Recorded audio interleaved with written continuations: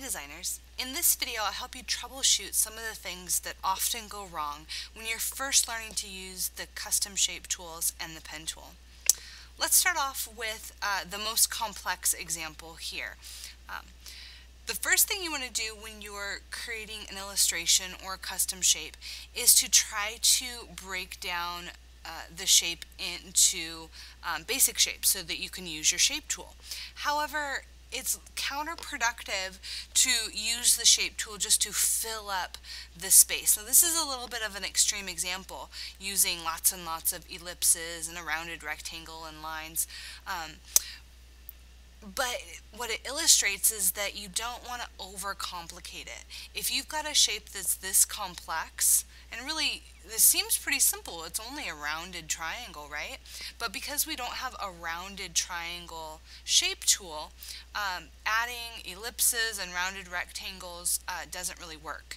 Again, you want to try to use as few shapes as possible in order to draw the shape. So if there was a rounded rectangle, a rounded triangle tool, that would be the best tool.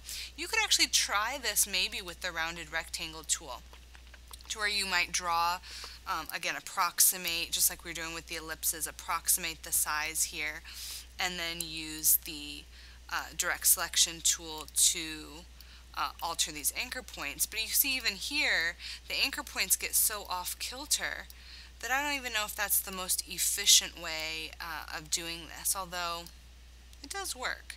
So again, like everything in Photoshop, there's more than one way of doing things, and you can develop your own ways. So if you really like seeing things as shapes and using the shape tool, you can do that first. However, what you don't want to do is create a bunch of overlapping shapes. Like I said, it's just counterproductive.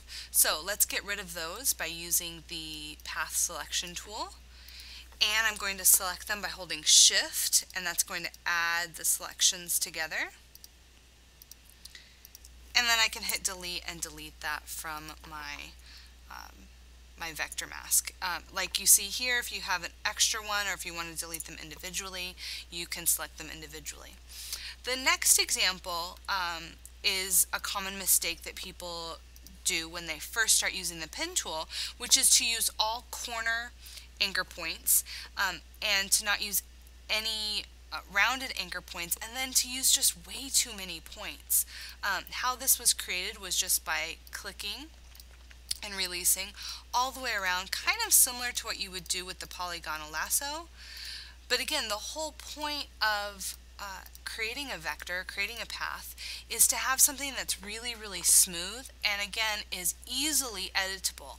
And so when you add so many paths when you add so many anchor points to your path, you end up with something that's not very easily editable, because I would have to go in and change each one of these anchor points. You can also see they're all corner anchor points, so even if I did try to go and edit them and adjust them, it's still creating straight line segments. And if I zoom in even farther, you can really see the corners. And again, we make vectors because these images are scalable. So if I wanted to make a huge billboard with an orange on it, I want to have a very smooth, round line, not a bunch of very, very straight lines, unless there's some reason that I'm really going for that style. So let's get rid of this one the same way, using the path selection tool to select it and get that one out of here. All right, the next one is a similar problem. It's using all curved anchor points. And so this was created by clicking and dragging, clicking and dragging, clicking and dragging all the way around, and just not using the appropriate anchor points at the appropriate time.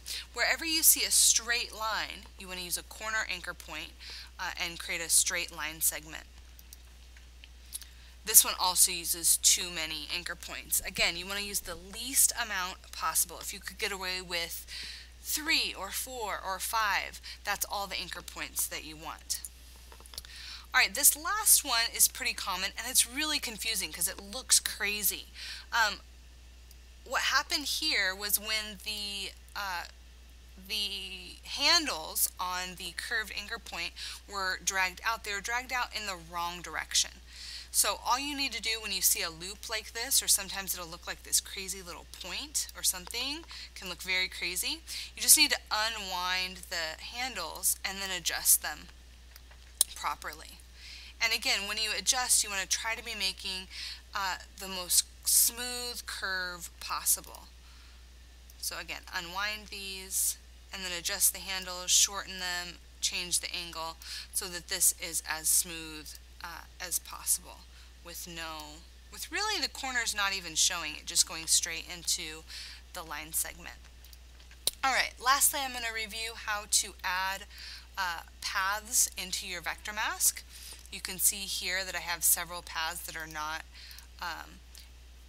in the vector mask where I want them to be, and I already did the work of making them nice and smooth and everything. I'm going to get rid of this one because it's not nice and smooth. So again, what you do is click on the vector mask, use your path selection tool, the black arrow, click on that path, copy it, click on your intended vector mask and paste it, and you should see it pop up there in the vector mask. You can always turn off the visibility to make sure that it's actually there. Again, I'll repeat that for this one. Copy, click on the vector mask, paste, and now I should have all four of these paths in that same vector mask, and I can get rid of the extra ones. Occasionally you might go crazy and you end up with so many. I've seen 20, 30, one time I saw 65 different layers, and at that point sometimes it's just easier, unless you've done a lot of work on each layer, sometimes it's easier just to erase that and redo it quicker. You're always quicker the second time you do things. That's why I always do things before I make these videos, because I'm quicker the second time. Alright, very last thing, we're going to use to add in the last paths here that are very nicely drawn. But you see, as I add them in and get rid of my extra layer, the paths aren't doing what I intended them to. If I turn off the oranges, you can see it's still one solid shape. Okay? And what that means is that they're all adding to the shape layer, and I need to go up here and work with the functions in order to make them work properly. Now this is particularly tricky because I added these two extra oval paths to create this line outside here. So I want this area right in between these two ovals to be white, or to be see-through, to be a negative shape, but then I want a positive shape and a negative shape again, and actually another positive shape again when I add the seeds. So sometimes that can be really confusing in how to use these functions. Honestly, the best way to do it is to just play around with the different functions. So to select all your paths and then just to see if any of them actually work. So you can see exclude doesn't work, it actually excludes everything. Subtract wouldn't work, it would exclude everything except it would select the background. And in this case, it just so happens that exclude overlapping shape areas works perfectly. That's exactly what I want it to do. Sometimes you'll have to, the order in which you select and add things matters. So this path right here should be subtracting, this path should be adding, the wedges should be subtracting, and the seeds should be adding. So again, play around with it and then think about what areas you want to be positive or to be filled with color, and what areas you want to be negative or to have the background show through. Alright, I hope this helps.